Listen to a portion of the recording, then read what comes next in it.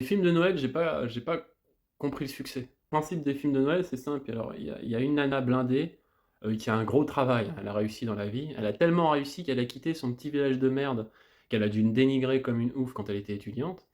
Et après, elle se rend compte qu'au final, bah, elle est pas heureuse, hein, malgré son travail, sa thune, son petit tailleur Chanel et son bonnet Prada. Elle est pas heureuse, elle a une vie de merde, en fait, finalement. Et puis, à Noël, elle rentre dans sa petite maison, dans son petit village, tout mignon, où il y a que des blindés, où tout le monde fait ses cils, ses trucs. Même le boulanger, je sais pas si tu vu, des fois, ils vont dans les boulangeries, dans les films de Noël, le mec, il vend 2 gâteaux, il a un 4x4. Il y a pas d'inflation dans les films de Noël.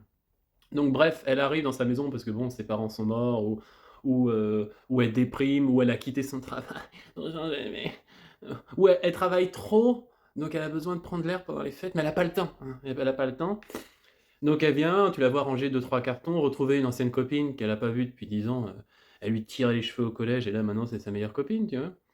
Et là d'un coup, alors, soit elle rentre dans un café, elle se fait bousculer par un gars, soit le gars va lui racheter sa maison, soit elle devait être avec quelqu'un, le quelqu'un l'a plaqué avant de se marier, donc elle prend quand même les cours de danse pour garder de l'argent.